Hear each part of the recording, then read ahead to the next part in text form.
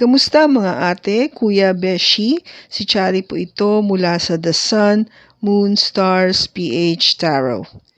Ipapaalam ko lang po na ito po ay isang general read o pangkahalatang pagbabasa at maaring hindi lahat ay magtugma sa inyong sitwasyon. I-check din nyo ang inyong Moon, Rising at Venus sign. Baka doon mas tumugma ang read para sa inyo. At kung ang mensahe ay tama sa inyo, paki-like lang po at mag-subscribe kung hindi pa ninyo ito ginagawa. Okay, mag-umpisa na po tayo. Hello po mga ate, kuya, beshi. Kamusta na po kayo? Dito ulit ako si Chari para gumawa ng another reading. And this is for the sign of Pisces, Sun, Moon, Rising, and Venus. And of course, welcome po yung mga cross-watchers ni Pisces at yung mga bago po nating viewers. So, ito po yung ating sa daily. This is for October 18, 2023. Now, what we have is the Knight of Swords, the King of Pentacles,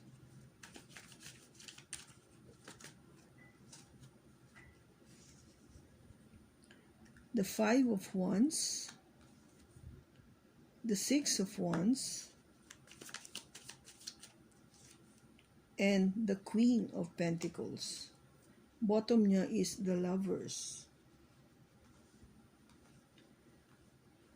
Okay, Pisces, so meron tayong pinag-iisipan na relationship. Okay, this is the Lovers. Energy coming from a Gemini. Okay, so you might be dealing with a Gemini, Pisces, o meron siyang Gemini sa kanyang chart. This is something to do with a decision. Yung tipong iniisip mo na ano na ba ang susunod? Ano na ba ang gagawin ko? Should I or should I not? Now, kasi you've been very defensive, no, with the Seven of Wands. Medyo takot ka no? Kung ba pinoprotektahan mo lang yung sarili mo, yung damdamin mo, yung puso mo. Kasi sa totoo lang, with the Page of Swords, nasaktan ka na before eh. You felt na there were strong words na nasabi in the past. Either ikaw o yung person mo sa'yo. May nasabing strong words sa'yo or ikaw may nasabi kang strong words sa kanya. Take it as it resonates, okay? So, kung ba parang iniisip mo ngayon kung ano na yung magiging dating nito sa inyong dalawa. No? Kasi, sabi ko nga, mabilis, no? Mabilis yung energy na to with the Knight of Swords. Yung gustong, kung gaba sa ano may mangyari agad. Now, with the King of Pentacles, again, you might be dealing with earth sign, Taurus, Virgo, or Capricorn, o kaya pwede ring air sign. This is Gemini, Libra, or Aquarius. Okay, take it as it resonates. So, yun yung mga zodiac sign na you might be dealing with. But not necessarily. Okay? So, yung King of Pentacles, andito yung kanyang kapartner, yung Queen of Pentacles. So, there is a match, no? Kung ba match kayo, this might be dealing with a Pisces na, sabihin natin, mag-couple kayo, o you are mag-partner. Kasi, andito yung magkasama. Kung ba magka-jowa. Meron kayong naging conflict, meron kayong naging nagkaroon ng misunderstanding, okay? Nagkaroon ng misunderstanding. At yung naging dala nito o yung naging parang dahil sa misunderstanding na yan, yung feeling ba na maging maayos yung relationship niyo, syempre nalagay sa alinlangan, no? Hindi siya ganoon. Kasi nga kung ba pareho kayong kung ba there's something na meron kayong kanya-kanyang focus on. Maybe this King of Pentacles is something na may in conflict with.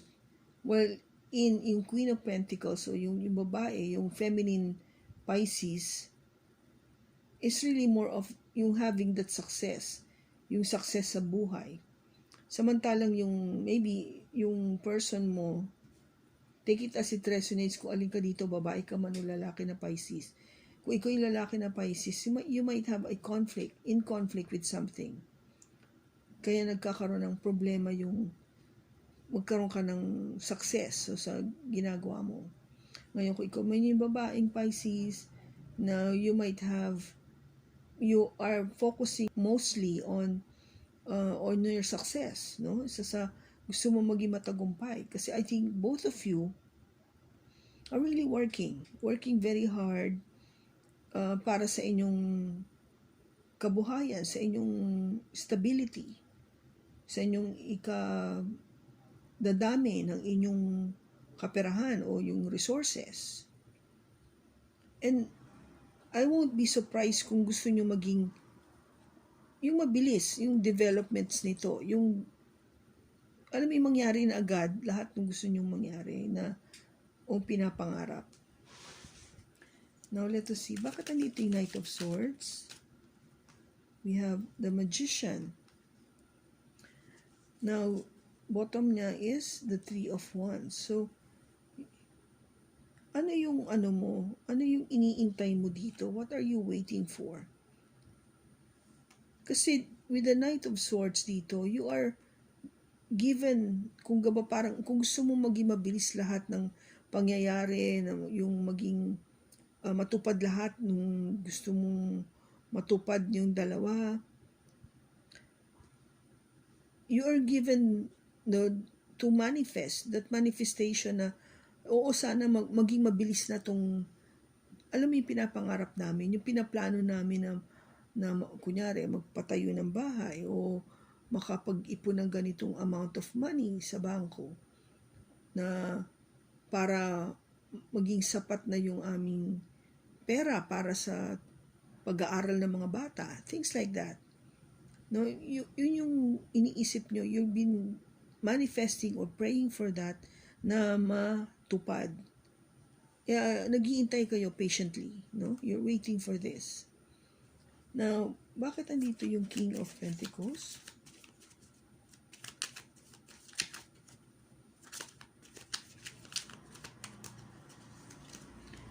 We have the Strength card, which is a Leo. Bottom niya is the Six of Pentacles. Now, yung person mo, if you are the male Pisces dito, you need to be courageous, no? Maging matapang ka. Be strong. Huwag kang give up. No, that's the message. Don't give up kasi things will be reciprocated. Magiging balance rin yan. Magkakaroon din kayo ng equal give and take. Kung sa ngayon, things are not really balanced at all. Kasi if you are the one, syempre providing all of this money, no, don't be afraid kasi kaya mo yan eh. Magagawa mo yan. Kahit na sabihin natin na there will be some challenges, conflicts na haharapin mo sa future. It doesn't matter kasi kaya mo yan. You know, it will be reciprocated. Bakit andito tong Five of Wands is we have the Page of Wands. Bottom niya is the Ace of Wands. So kung meron man conflict, there will be a message na matatanggap mo about a new beginning. Something very passionate na magugustuhan mo. Something about, wow, new love. The two aces. Something that you really love and you're very passionate about. And it might be somebody from the past na babalik sa'yo. This is a person na magbibigay sa'yo ng message that would stir up a new beginning, that you've been passionate and parang yung gustong-gusto mo, that something happens sa nakaraan mo.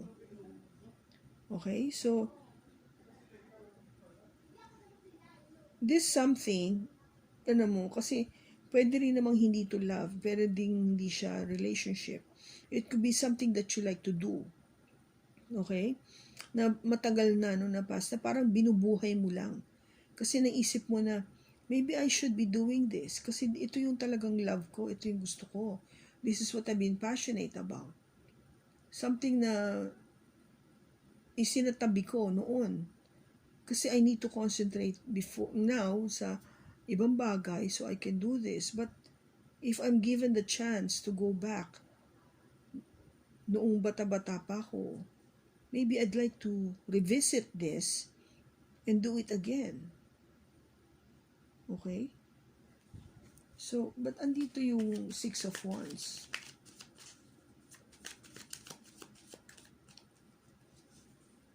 We have the Hierophant. The bottom niya is the Knight of Cups. You want to be successful pagdating sa relationship mo o sa marriage mo, Pisces, definitely. Talagang wala kang pinagdarasal o niisip na alam mo yung maging matagumpay itong relationship na to. And of course, magpunong-puno ng pagmamahal. Parang kung ba ay continuous offer of love. Kaya, with the Queen of Pentacles, ba't andito yung Queen of Pentacles? Again, we have the Page of Swords. Bottom niya is the Emperor.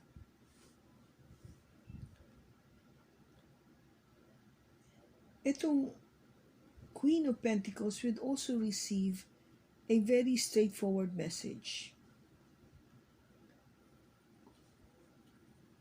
from an emperor, from somebody older, somebody na talagang maybe higher than yung position nitong Queen of Pentacles.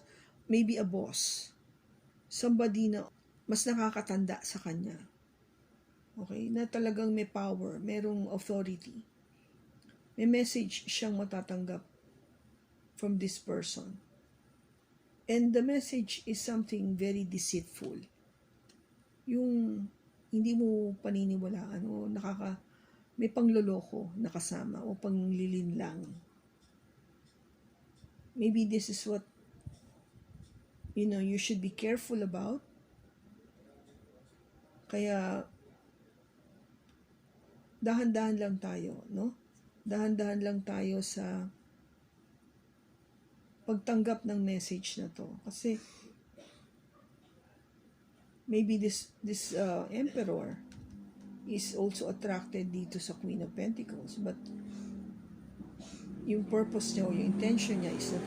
Kaya kung gaba parang huwag tayo masyadong magpadala sa intention ng itong emperor na to, lalo na kung nag-o-offer siya kasi ng